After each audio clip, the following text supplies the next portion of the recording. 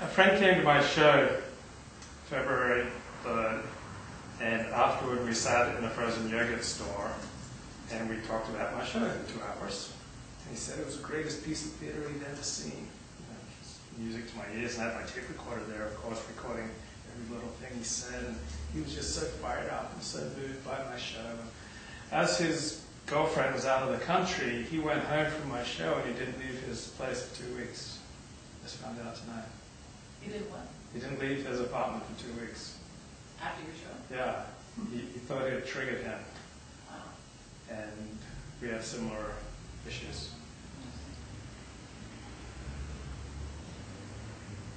Yeah, he let his phone battery run out. Didn't interact with anyone for 2 weeks.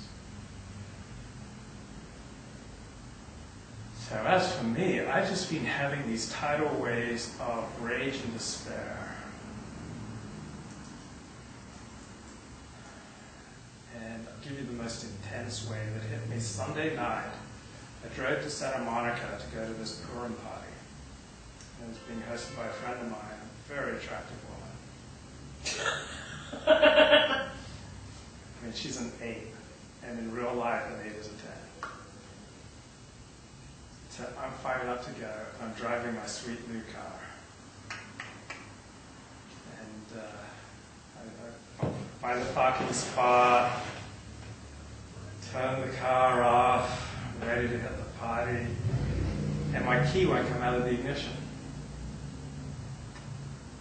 And so immediately panic sets in. Because I just had my car die February 3rd. I live on the edge. I was down to $9 in my checking account last week. I have a minimum of $1,400 payments a month, 1,200 credit cards, 125 to my new vehicle. It's right on the edge, and now this new vehicle, I can't get my key out of the ignition. So I've been in this situation before, so I tell myself not to panic, which doesn't do much good. But I start moving the wheel around because the wheel can get stuck in hydraulics and stuff. Key still won't come out. So I Google it on my smartphone. That's great. And then, which recommends that I do keep doing what I'm doing. Then I call the previous owner, my friend, I bought my vehicle off. And he recommends that I do what I'm doing. And he recommends that I start it up and park in a different way. So I park in a different way, it doesn't work, so I drive around and park straight on, so I'm not doing a parallel parking, nothing works. So the rage and the despair are just building and building because I have no cushion. I don't know what I'd do if I have to spend $300 fixing the ignition. And I hate the thought of just like wasting the gas of driving to Santa Monica and back without hitting the party with the hot chicks. And so finally I admit defeat, I drive home, my friend says he'll come over. So I drive home, I go upstairs to my desktop and Google it, come back down, as I'm playing, the button, it's an automatic transmission, so I have it in park, so it's not because I'm in reverse or anything when I'm trying to pull the key out. But the button that you pull up to move your automatic transmission is kind of stuck up in there. As soon as I release it, my key comes right out of the ignition. So I could have gone right back to Santa Monica to the party, but I just feel too drained by all sorts of mini crises like this over the previous 24 hours. And I think it was hitting me because it was Purim. Because I was in synagogue Saturday night for Purim, which is this Jewish holiday where you read the book of Esther and everyone dresses up. I have never dressed up with Purim.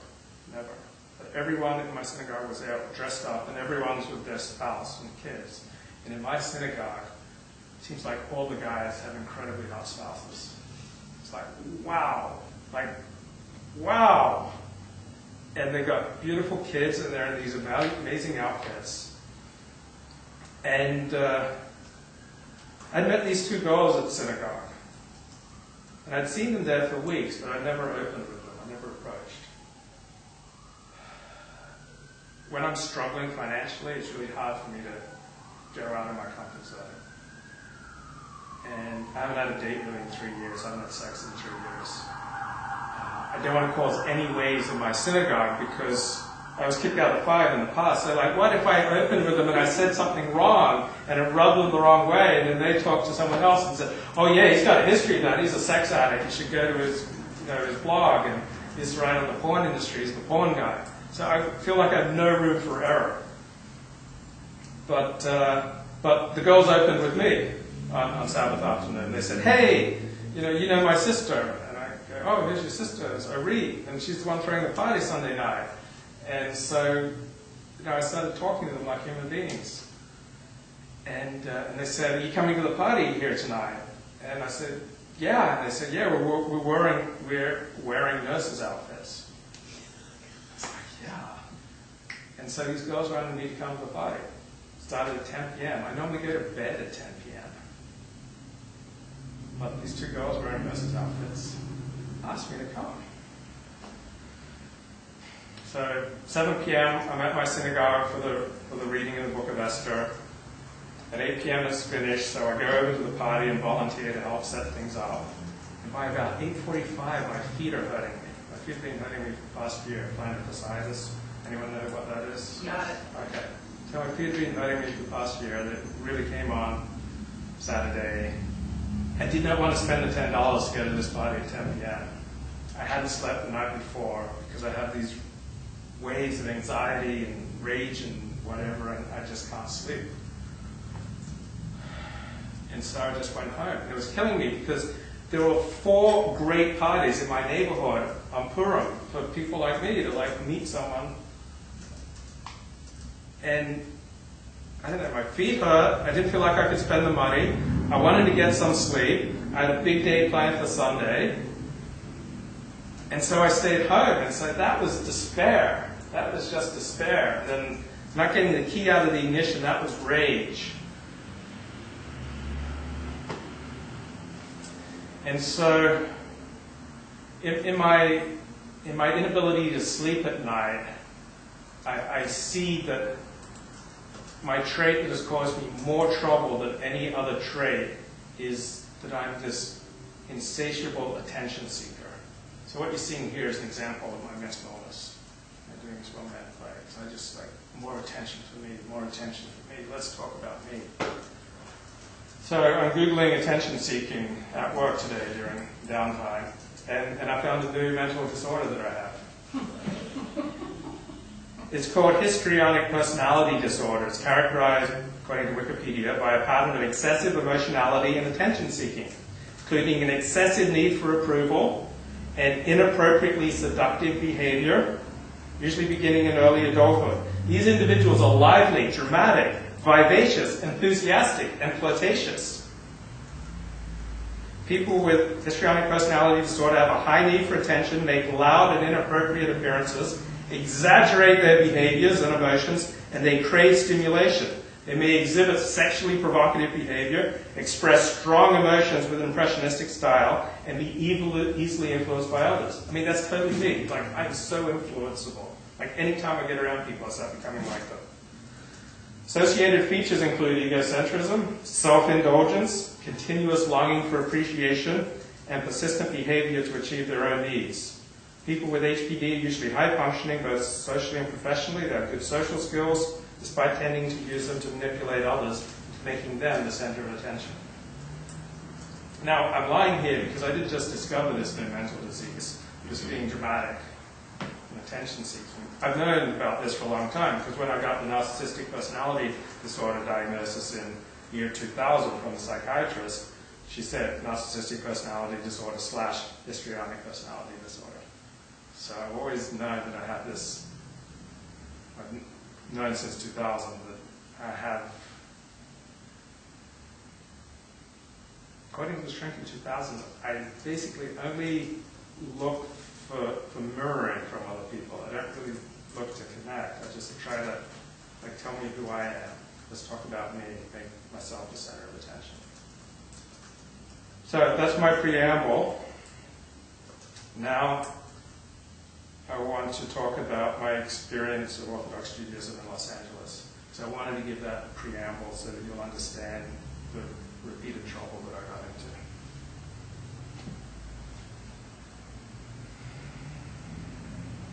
March 31st, 1994, I drive to Los Angeles. I've made like a 50% recovery from 6 years of chronic fatigue syndrome.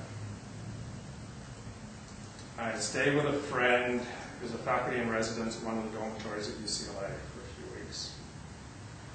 And on my first day in Los Angeles, on Friday, April 1st, I go to the Chabad synagogue on Gayley because Passover starts Saturday night. So I'm new to Judaism.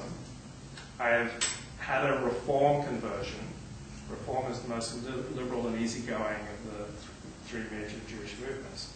I've not had my formal Orthodox conversion. And I've never participated in a Passover Seder. I've kind of done my own the best I could, when I was living with my Christian parents. But now I really want to live Jewish. And so with some trepidation, I knock on the door and ask to talk to the rabbi. And this guy's enormous. He's like 6 foot, 300 pounds, and in his 20s. And I say, hey, I'm a convert to Judaism. I want to find a place for the Passover Seder. It's Saturday night. And he says, well, who did your conversion? Wow, this is so bottom line. Already wants to know who did my conversion. If I tell him the truth, he's going to kick me out. So I say the name, Rabbi Schwab, figuring like how much trouble can I get into with a common name like that. He says, I've never heard of this guy. So I was in Sacramento. And he says, well, what's his phone number? And I have his phone number on me. So we go into the rabbi's office, and I start giving him the digits with the phone number. And as I'm giving him each digit, my sense of panicking is just rising up and up and up and up and up. So when it comes to the last digit, I change it. And so he dials the number, there's no answer. So it says, okay, well, you're welcome to come to our Passover Seder Saturday night. So I begin my journey into Orthodox Judaism in Los Angeles with a lie. I just wanted to ask why you thought you were going to get in trouble because of who converted you. Because Orthodox Jews don't accept non-Orthodox conversions. Fine. Do you want questions, or is that going Yeah, to it's fine. interrupt your flow? That's fine. So I want you to consider if that's something that you want practice with and playing with, if you think that you are going to use it in performance, or if it's just for this. Do you know? Yeah, it's probably just for this. Okay, do what feels right. My instinct is to not, because I want to see what you come up with without. But you can override that. Yeah. If that doesn't feel organic. Fine, whatever the rolls.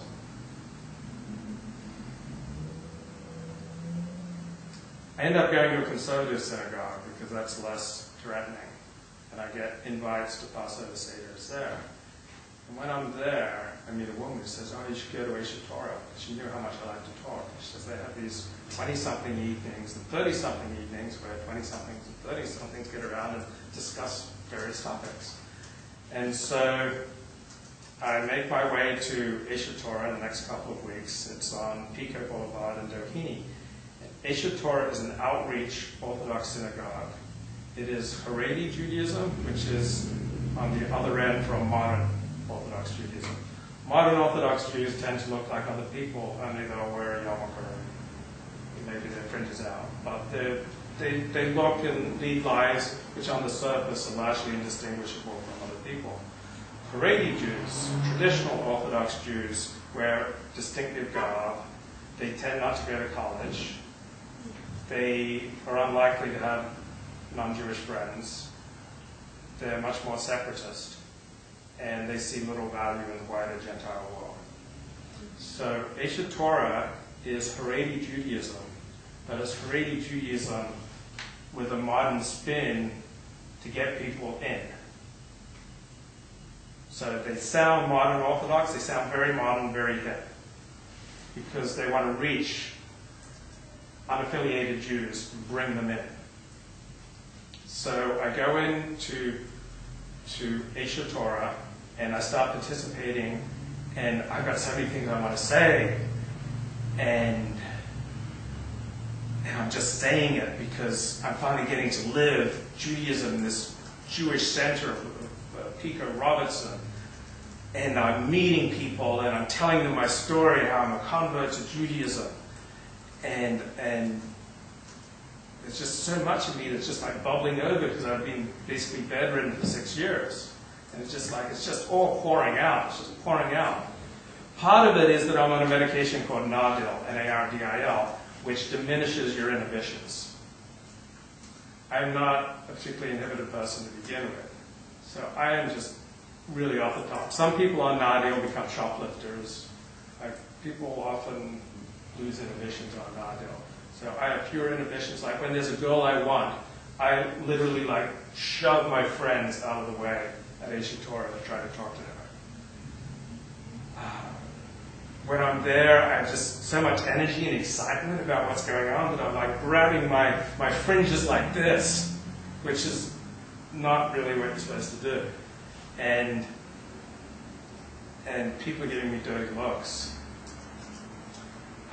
During like sacred ceremonies, like the blessing over wine for Kiddush, I'm like hitting on girls.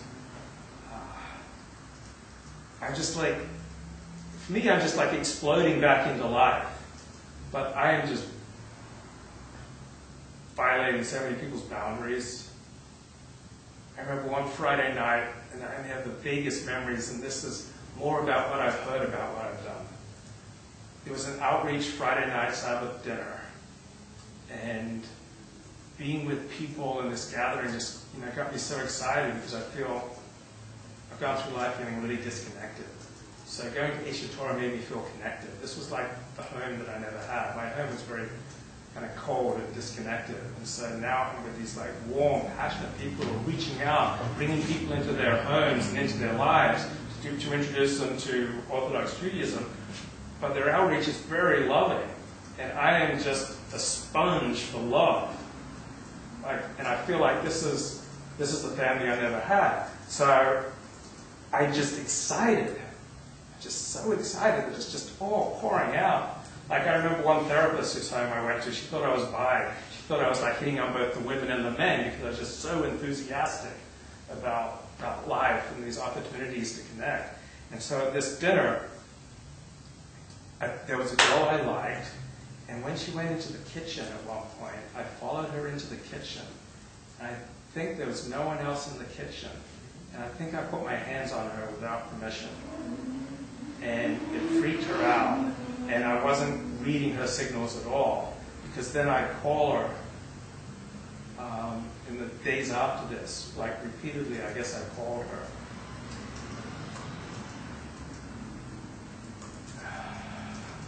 So when she recalls the incident, as I've heard it secondhand, she cries.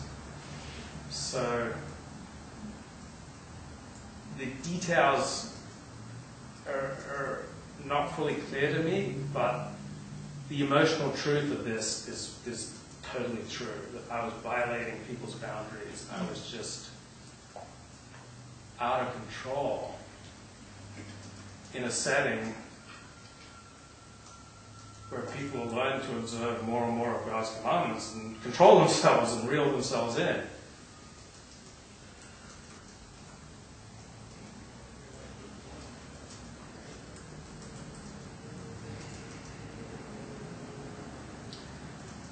So leaders at Asia Torah saw something in me. They didn't like my bad behavior, but on the other hand, they saw a genuine desire to connect to Torah, to Judaism on my part, a genuine desire to follow Judaism. But on the other hand, I was this disruptive influence, like asking provocative questions. And so, president of Asia Torah, Dick Horowitz, invited me into his office. He just sat me down and gave me 3 hours of his time.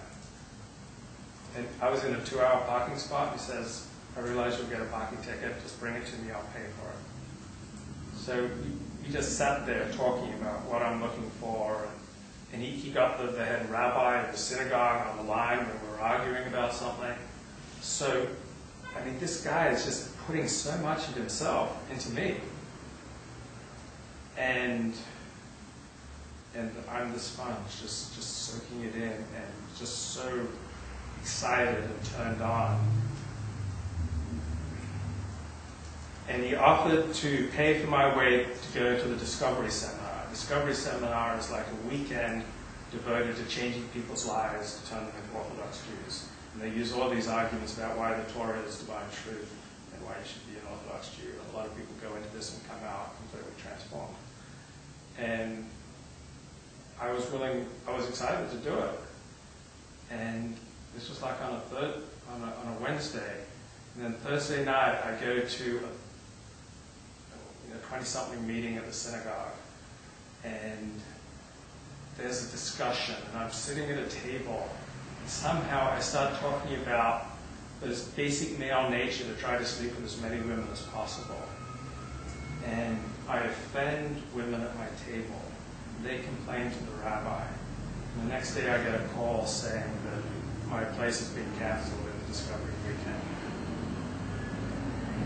And I'm asked to stay away from the synagogue.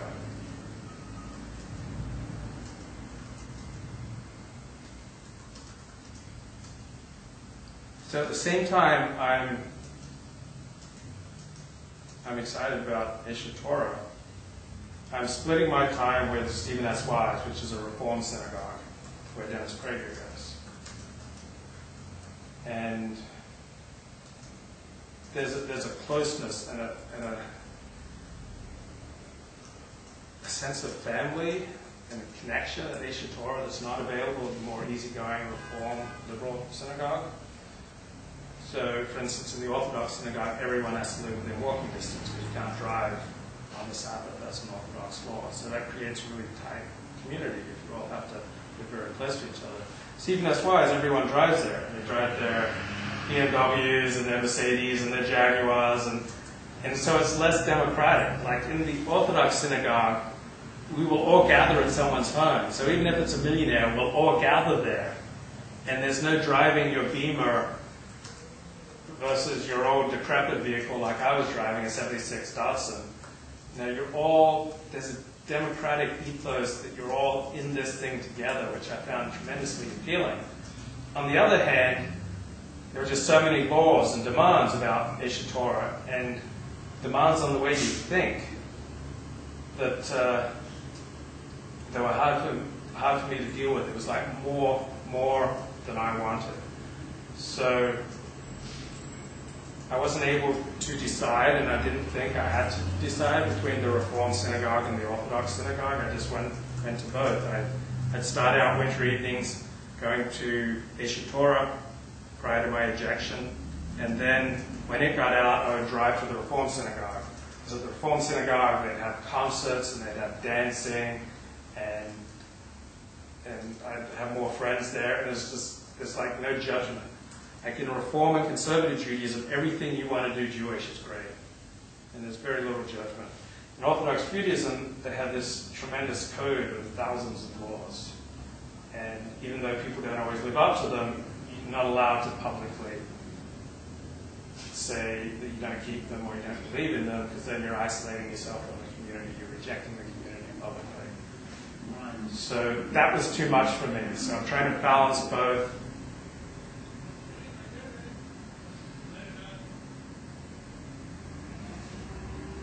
I'm just trying to find my way. I have no coherent plan forward. It's like I'm running in all sorts of directions at once, because I'm living out of my car for 6 months of this time. Why am I living out of my car? Because I get the idea to be an actor. I've come to Los Angeles. I figured, hey, I was studying economics at UCLA before I got sick. Maybe let's do something the opposite direction. My previous girlfriend had worked for a Ford modeling agency. She said, you should look into modeling. I love the attention. I get an agent, so I get some affirmation that that I have potential here. So to save money, to take acting classes, I live out of my car, visiting a friend's house every morning for a shower, but other than that, I sleep in my car. I sleep in Beverly Hills, Brentwood, some of the nicest parts of Los Angeles. During the day, I go to auditions. At night, I go to either acting classes or Torah classes. And the acting world and the Torah world are really difficult to make work out. Like in the acting world, there's just so much sex in the air. It's just so much like illicit sex. It's just so predatory. It just reeks of powerful men having their way with beautiful women who are trying to use the powerful men to advance themselves. And it's just there. And people are just hooking up, right, left, and center in acting classes. It's just so much sex in the air. And sex is what I want most. My fantasies are about sex and power, particularly sexual fantasies where I'm powerful. And so I find it absolutely intoxicating, the sex of Hollywood. And the beautiful women I meet when I work as an extra and I go on sets. And I see, when I go to classes, I see how the casting directors and the teachers make time for the special attractive women to get together after class. And I can see the attractive women using their sex appeal to grab the attention of the casting directors or the director on set or the assistant director. So that's intoxicating. Ancient Torah, Orthodox Judaism, and that sense of family that I've never had, it speaks to me very deeply. And then Reform Judaism is like where I can have both. I can have both the sex and the Hollywood, and I can have a Jewish connection and some watered down version of Torah. And Dennis Prager's there. And all the friends that I'm building in common with Dennis Prager, my hero, the radio talk show host, and Jewish theologian, and author of books on Judaism.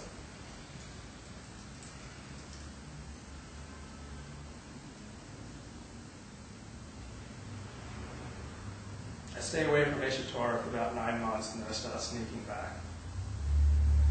It takes a lot of trepidation to step across the door, but I'm on really good behavior. Like I totally turned it down. I know that I went too far. I know that I was out of control. I had one promiscuous year in my life, 1994. I slept with about 20 women. I was just, half of them I met at synagogue. But this is now 1995, and I'm dialing that back. And I'm trying to be on really good behavior at Eshet Torah. And I don't ask questions. I'm not disruptive. I'm trying to be a good citizen. And I've talked to Dennis about what a wonderful place Eshet Torah is, and how they bring people into their homes. And he says, they're only doing that to make you Orthodox. I said, I know, but it's just so beautiful to bring people into your home. Like, these are such lovely homes that I go into. Like, sometimes it'll be the rabbi and his wife, like his 8 kids. They're all gathered around the Sabbath table. And there's a white tablecloth and burning candles, and the rabbi makes a blessing over each of his kids, and you sing a few songs. There's a song in praise of the wife, and a song in praise of the Sabbath, and there's a blessing over the wine, blessing over the bread, and then you sit down and eat the most delicious food, and the rabbi will open up a topic for discussion. And as I learn to kind of calibrate myself to be appropriate, I fit in more and more, and this is what I've been missing. But it's too much. It demands too much from me. So I just want to take what they want to give, but then I don't want to live up to the responsibilities that come with that. So the longer I go there, the more expectations they have for my behavior to conform. At the same time, I decided I'm going to write a history of the porn industry. And I direct a porn film. And I go to a Jewish singles event with a copy of my porn film. And I put it in this videotape player, and it starts playing on the big screen.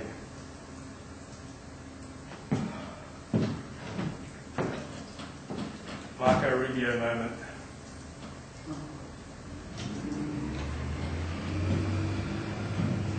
So everyone's talking about my porn film. And it just like goes like wildfire throughout the community.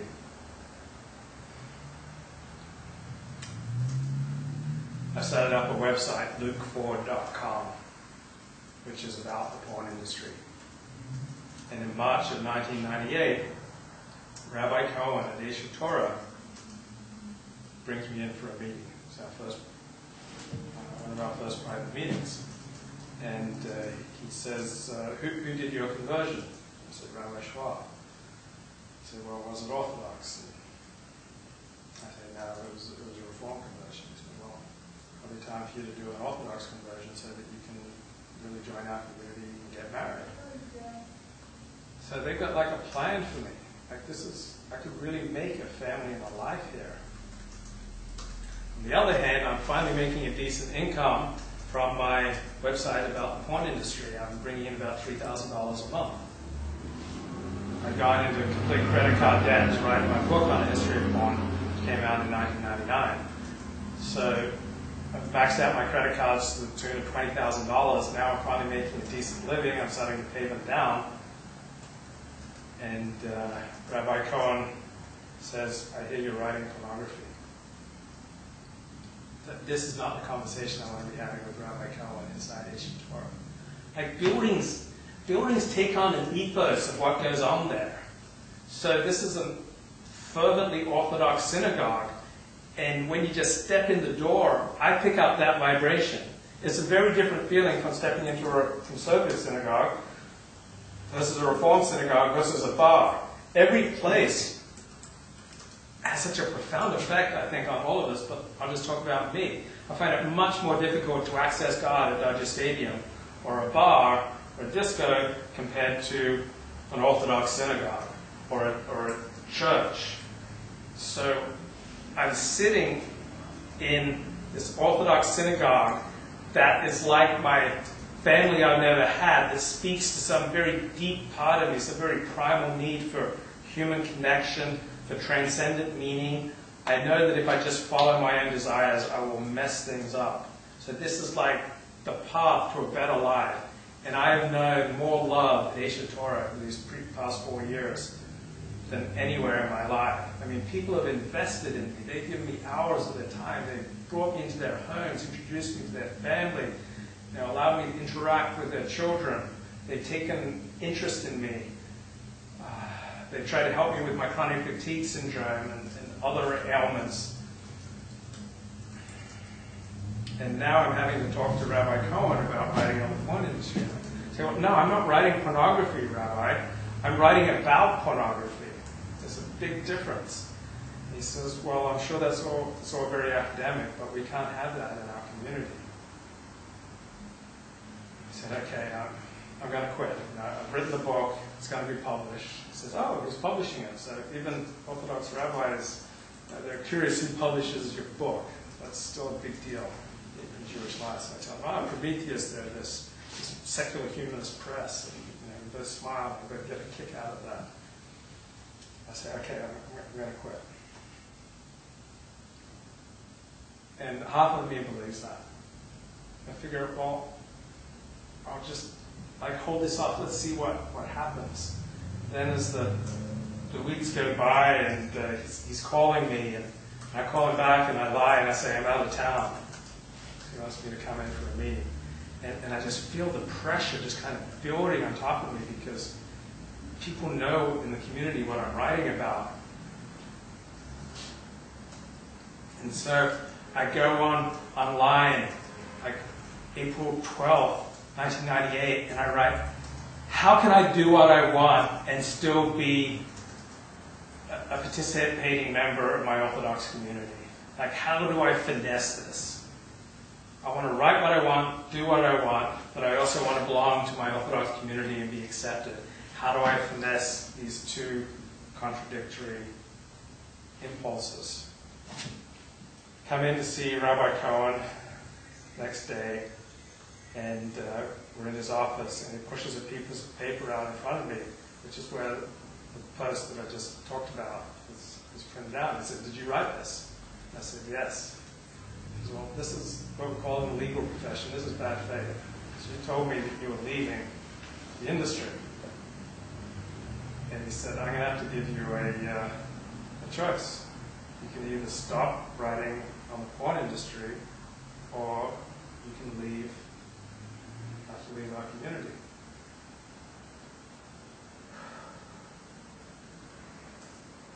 So for me, financial survival, I would have financially survived if I hadn't. Anyway, I chose to keep writing on the porn industry. I told myself financial survival. I told the rabbi that. He said, okay, you made your choice. And I said, recalling my father, how my father got himself expelled from the church that suckered him and given him nurture for 4 decades. I said to Rabbi Cohen, the sins of the fathers shall be visited upon the sons for many generations, quoting the Ten Commandments. Rabbi Cohen says that's only if the sons continue in the sins of the father. So we shook hands, and I had never been back to Torah. And I had so many friends there. And I didn't realize that I would lose all my friends when I stopped showing up to the synagogue. I was now a pariah.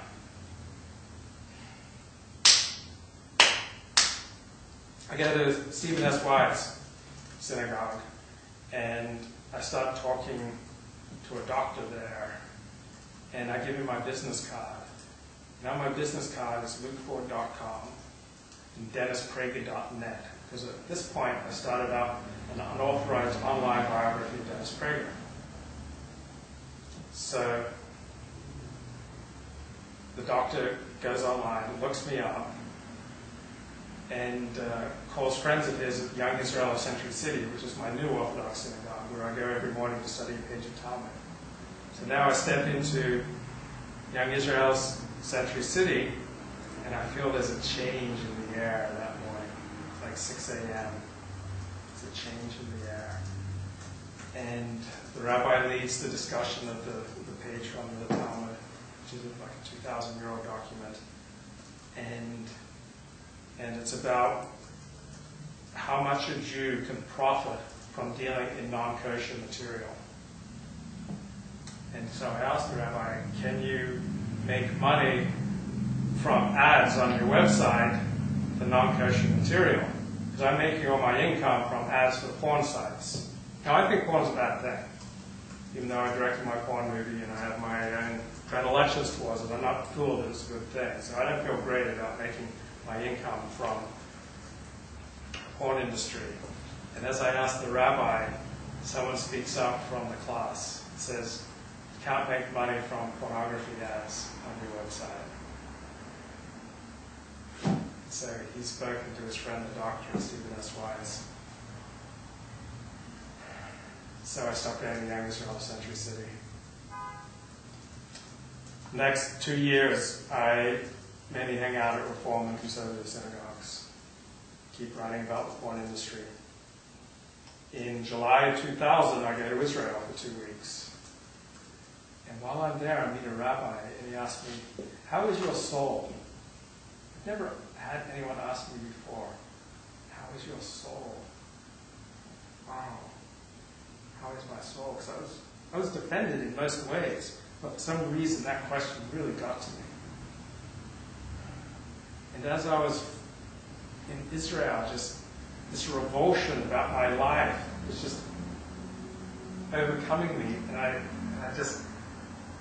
I see how I manipulate everyone to try to get the things I want, that pursuing the things I want is causing me so much dislocation to my relationships with other people.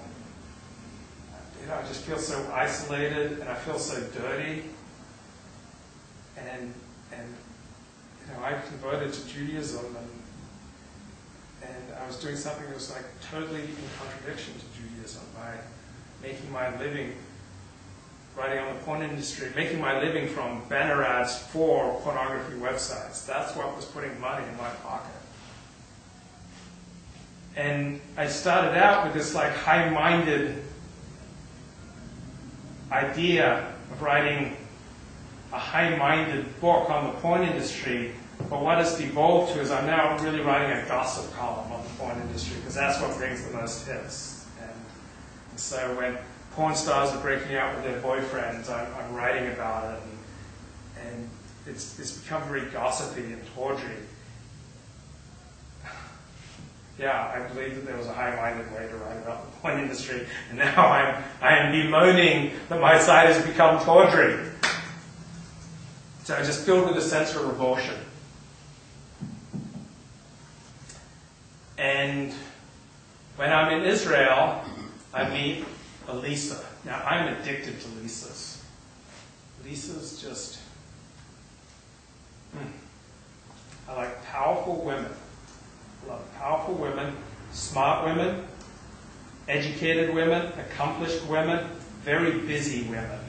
Women who are socially smooth and astute, because I am so disconnected from other people and I have such low social status. And I admire these Lisas who can just go through the Jewish community and they make connections and they make bonds with other people and they form community and they advance their careers and they're active in various charity endeavors. And I feel like they will rescue me. I'm looking for rescue. I was hoping for rescue from Asia Torah. I was hoping for rescue from following Dennis Prager. I was hoping for rescue by making myself famous writing on the porn industry. I thought if tens of thousands of people read my blog, someone will read it, find out about my story of chronic fatigue syndrome, and give me like solutions to chronic fatigue syndrome. That I know there are answers out in the world to my problems. I just have to make myself so famous and so big and so important and so compelling that I will find those answers to my problems. It's like I'm casting my story before hundreds of thousands of people. And Lisa's, when I meet them, I just feel this is the missing piece in my life. And initially it's so good. It's so good because I'm actually this really nurturing boyfriend. I have my power, nasty sexual fantasies, but I'm like so careful that everything's consensual and that we understand what's going to go happen. And we got a safe word. And, are you okay with this? And, like I'm this really nurturing, doting boyfriend. And these high-achieving, hard-charging women with really busy lives, and so they want me to just plan everything and take charge of everything. And I nurture them, and it's just so good for a few weeks. But then they always develop such contempt for me. My life is so icky by comparison with the Lisas. Because they seem to have everything going. I mean, they dress well, I don't dress well. They drive nice cars, I don't drive nice cars. They have a nice apartment, I have a crappy apartment. They have social high esteem, they're respected, and they have lots of bonds, and I'm always blowing up my bonds to other people. And so as they develop contempt for me, they start distancing. And as they start distancing, I'm devoting all my time to thinking about connecting with them and trying to fix this. And it never works out. And so I'm with Lisa, we go out, we come back to her place, it's like 1 a.m., 2 a.m., we're on her bed, and I'm giving her a massage, and her top is off, and I'm giving her the massage, and then she ends things, because we never actually do have sex. She knows that once we have sex, then that creates a bond. So I'm so frustrated, because I can't have sex with my Lisa. So I go home, get home like 2:30, and I just don't know what to do. So I say, I'm going to get up at 5:30 a.m., and I'm going to go back to synagogue. So I go back to Young Israel Century City, where I left 2 years before, and they'd said, hey, can't make money from writing on the porn industry. I go back, I take the leather straps of tefillin. So tefillin are these black leather straps that have little boxes in them that contain verses from the Torah, such as you shall love the Lord your God with all your heart, with all your mind, and with all your soul. And as you wrap the tefillin, as you wrap the tefillin 3 times around your middle finger. It's like in the Jewish wedding ceremony, putting a ring on, and you say, "And you shall be sacred to me." And you're talking about your connection with God. But I was thinking about my Lisa and how frustrated I was that I was unable to seal the deal with her. So I was just like wrapping on the tefillin and trying to connect with God because I can't connect with my Lisa. And I just fall in love with this place, Young Israel in Century City. It is these people with high achievement in the secular world and high achievement in the Torah world. It's like a synagogue, 90% of them, it seems, they all grew up together. They all grew up in Orthodox yeshivas. And they're doctors and they're lawyers and they're dentists and they're accountants and they're psychiatrists. And the synagogue is beautiful. It's like praying at the Four Seasons. And I'm this grubby guy who's riding on the porn industry, desperately wanting to connect and to lift his life out of the muck and the ooze which I placed myself in. And I'm thinking, if I just keep coming to this synagogue, this will rescue me. This will turn my life around.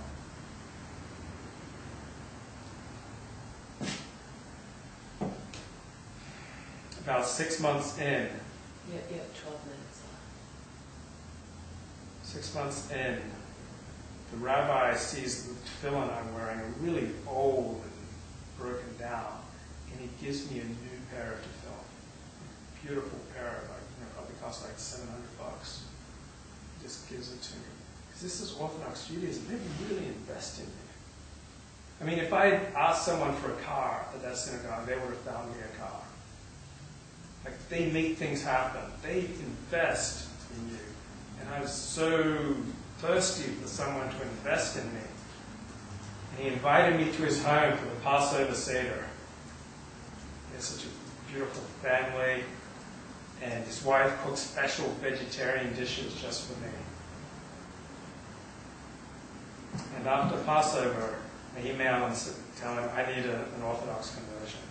I haven't completed my formal Orthodox conversion yet.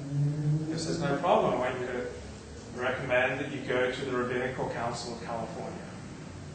Everybody accepts their conversion. So there are at least 6 different Orthodox conversion programs in Los Angeles, but only two or three of them are universally accepted throughout the Jewish world. So if they don't accept your program, it means they don't accept you as Jewish. And that's challenging. Like, I felt that lack. Every day I'm stepping into Orthodox synagogues and I'm feeling like a prostitute stepping into a church. Because I'm going from, one, I haven't completed my Orthodox conversion. I try to avoid the topic, but when asked, unless I'm going to be found out, I lie. I learned there's an Orthodox rabbi in San Francisco with the last name of Traub. So I say Schwab, but I make it sound like Traub.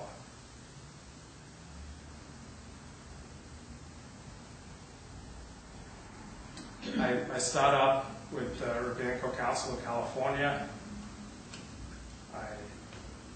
On May 20th, I have my first meeting with the Beit Din, that's the law court, with 3 rabbis. And on that day, I mentioned in one sentence in the New York Times Sunday magazine, it says, Frank Rich writes an article on the porn industry, and he writes something like, the porn industry even has its own Matt Drudge character, a not always accurate gossip monger who's also a convert to Judaism. So I'm walking into this meeting with a lot of trepidation that they might have read the New York Times Sunday magazine, because the New York Times is like the Torah to Jews. We venerate the New York Times, but they haven't seen it. And as we're in this meeting, like, I just start arguing with the rabbis. Now, I will not go down easy. I will not do things the easy way. I see this as an opportunity to show them how smart I am. And we're like going back and forth, and one rabbi, like, he gets up when I'm done and comes over and shakes my hand because he's turned on by how intellectually excited I am by Judaism. One Friday morning, shortly thereafter, I come into synagogue, the Talmud study, and a guy at the table taps his head. It's for the first time I forgot to wear a yarmulke.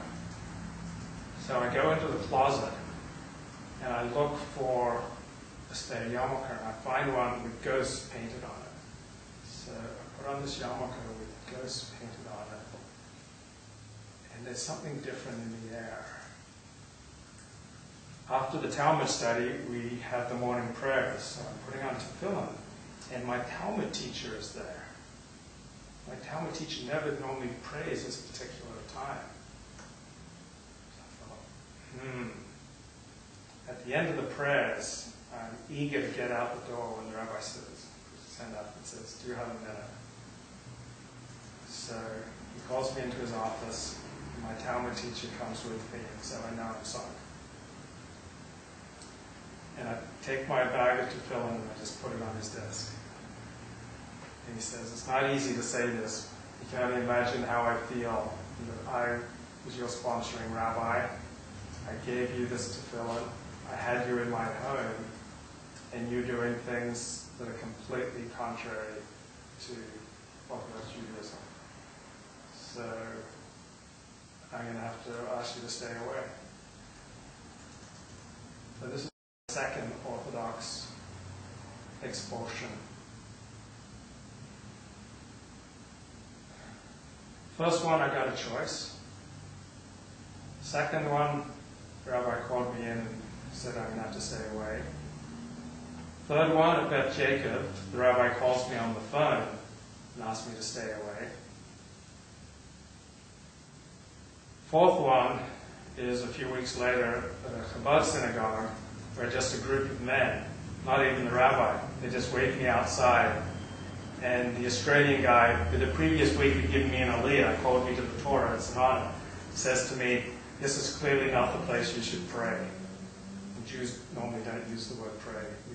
It's an English language word, we're a Hebrew language religion. So they're dumbing it down to talk to me, to say, "Hey, you're not wanted there."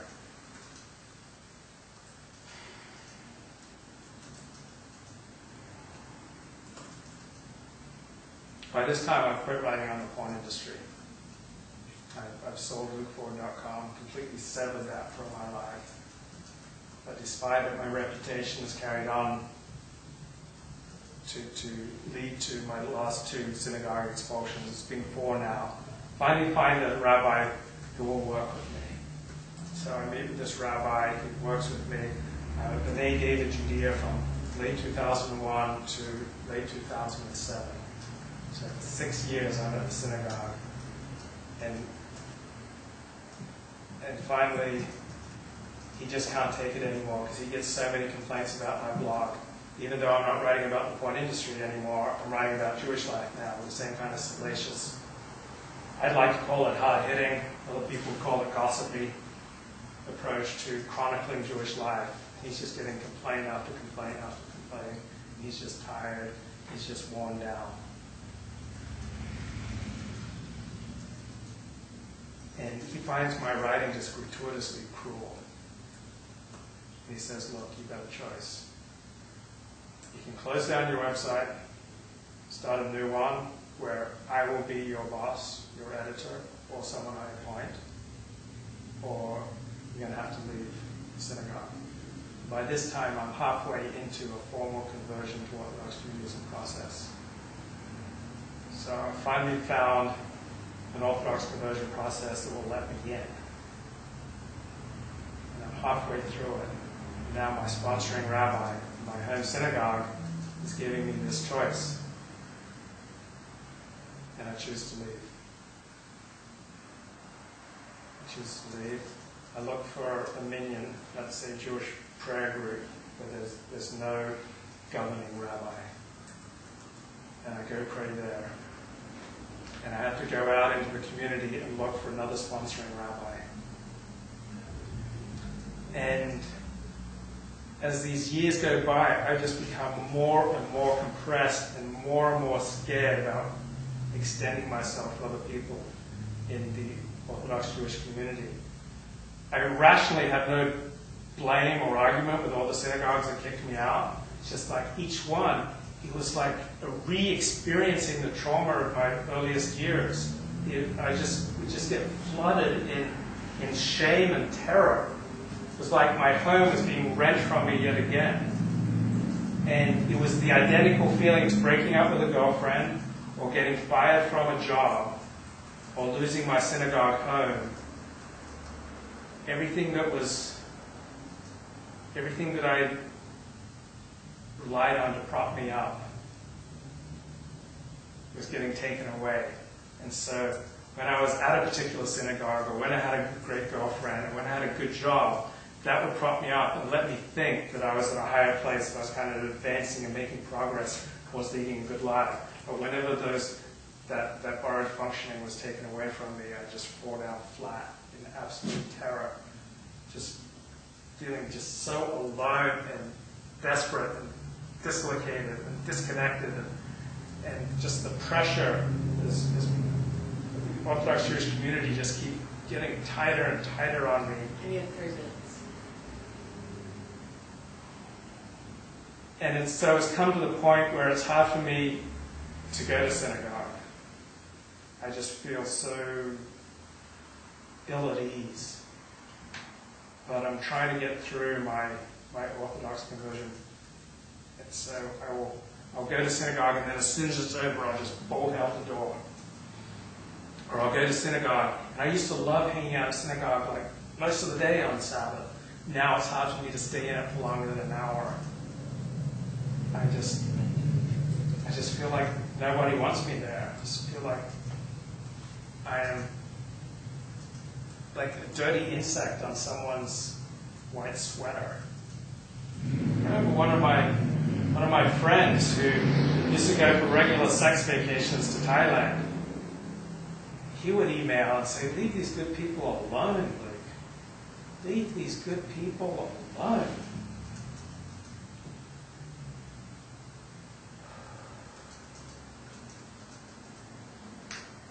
So I found a sponsoring rabbi. I completed my Orthodox conversion process in September of 2009. And very soon after, people noticed like a dramatic change in the tone of my blogging. It was just so angry and bitter. I thought I'd never get through my Orthodox conversion to Judaism. I thought I'd never be accepted as a real Jew. I thought the community would just keep me out. And they finally let me in September of 2009.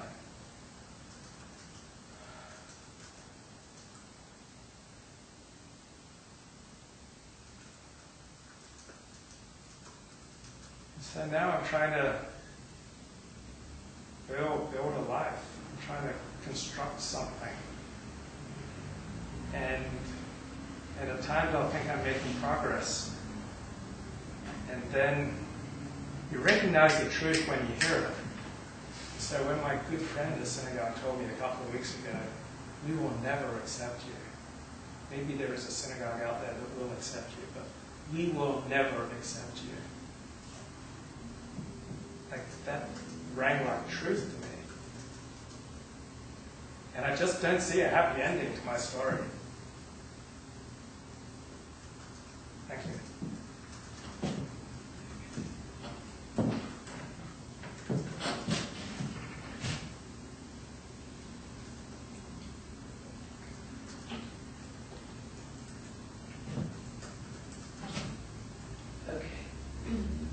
What would be helpful? What would feel better? What you'd like to know more about, what you like. Okay. So I'll open it up.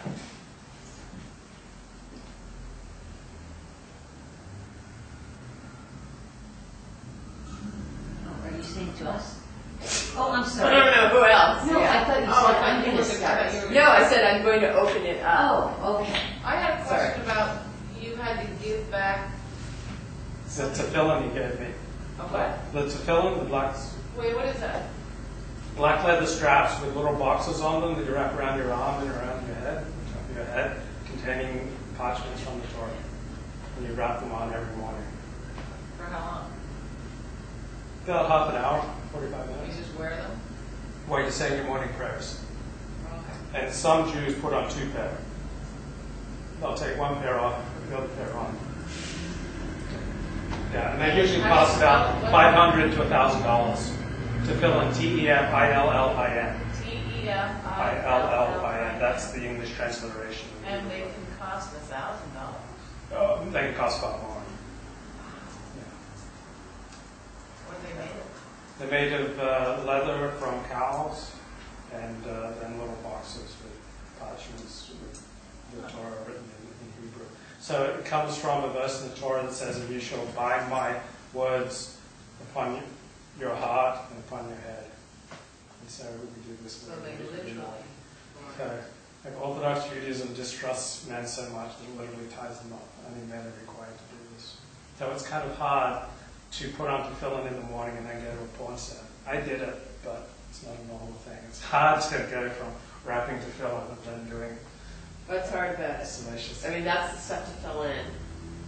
Well, you're in a space, a sacred space. You're doing sacred acts. You're tying God's words onto your. These are the details to go into, so that we really understand the experience, and also you literally going into such divergent worlds, and how you navigate, how you enter, how you exit, what you would tell yourself, and then I don't know if there's some compartmentalizing, or since these are two parts of me, it should be okay just to hear what you tell yourself and how you navigate it. I want to know how you, same kind of thing about navigating, but you're setting yourself up for this kind of failure. And I just want to know if you're aware of that at the time, or now, or whenever, and you get that cognizance of what that means to you. Other things that took you to learn or that you want to know more about? Okay, well, let me just say some of the imagery that I really liked, like they're talking about the Lisas. I found that to be really interesting about what the Lisas have and what you don't, and what you want, and how you were able to go, okay, Lisa has this, I don't have this, and back and forth, and I found it very, very compelling. Because I think it was more a side of you that shows your struggle and your pain and where you are in life as opposed to where you'd like to be in your life. I appreciated a lot of the imagery. I think this is the first time, I mean, I know that you're very astute and intelligent and well-read, and the way you put words together, and just some of the things that you said about, oh, it felt like an insect on a white sweater. I mean, I could just see that, and I thought that was a great image. I struggle with so much information about the Jewish world, being a non-Jew, being Catherine is a non-Jew. I'm a non-Jew. So there's some things that I just get lost in, and there's so much information about it that, honestly, I don't want to say I don't care about it, but I don't care about it. So I Be think specific. okay, well, I'd say just a lot of the, about going to the rabbi and talking to him about this, and just some of the technical intricacies of it, because we all have probably some amount of religious background, but this is like a lot of information about being Jewish, and I just can't grasp it all. Even some of the stuff like you're talking about, the stuff around your arm, I don't know how that's going to make an impact on me unless I am part of that life. I think it might be a little bit too much information. And that's just me. I was more interested in the stuff about you and your personal struggles, and what you're really, and your ending is great. I don't know what's going to happen. What's going to happen in my life. I was very touched by that. Thanks. Anything else? So I want to understand what the drive is of continuing to be asked to leave, and whether he then expects that's going to keep happening. You know, is this Sisyphus, and is it the same reason that's given each time? I got confused about the timeline, because I know at one point you said you did leave porn, so I thought that was the reason you were being rejected, and then if you already left it, you were still rejected. I didn't understand why. And the need. So why this? And is it some kind of conquering? What makes you think it'll turn out differently, or if it's getting to the right rabbi? I just need to understand more of the rationale, and also the deep need, the deep emotional need or intellectual stimulation, and I need to understand how you experienced family and love, and then then you have to give the context of what your growing up was, how lacking it was. And I also wondered if you ever got envious or jealous when you walked into the homes, having love and family and material success. You know, there's one thing to enjoy it, or was it just, if I convert, I don't need to own it. They'll just invite me in every week. So, you know, I just have carte blanche into heaven. So I want to know if that was part of the motivation. And why Judaism? Did you look into spiritual communities, things that had less structure, and what the inner battle was? Every time, it seems like you were given a choice at every point. And, you know, what is that fear of success or fear of failure? And I have no idea what it takes to convert. I don't know the time, the energy, or if there's monetary, if there's a test, what the time period is, no clue. So what the commitment is, what is required, and what do you think you'll get? And if you convert, does that mean that you can't be kicked out? And also, is somebody allowed to wear that stuff before they convert? Is anybody allowed to or not? I didn't know the rules. And then where God comes in, do you connect with God? Do you pray to God? What does it give you sustenance? Something to believe in? What hole is it filling? And especially if you always feel condemned, why does he keep going back? What is he actually getting from it? And how does he know or experience that he's a pariah? So I want to see their reactions. And you talked about that first time of being so excited. I want to get the exhilaration and the excitement and how people responded to you. And if you're kicked out, and what that actually means. And then do you still pass these people in the street? Do they look away? How small town is this? Do you have to put on a mask and pretend like everything's okay, or does it get your heart nervous? You see somebody coming who knows who you are. How often does this interrupt your life? And is it just constantly hoping for acceptance? And then if you get it, then what would a happy ending be? So is it that he expects, I wasn't sure if you were intonating that you expect to be kicked out again, or never getting that full family connection that you had when they were trying to proselytize you? Is that always out of reach, or hoping to get back to that? And do you think you'll ever have a home? You'll ever have a family? You would invite somebody in. So I just sent you a lot of it. So I don't know if this is, again, trying out another way to go, just focusing on. This is trying out too. Yeah, okay. Just exploring. Okay. And then the beginning, I wanted to get what the costumes look like, what the rules and regulations.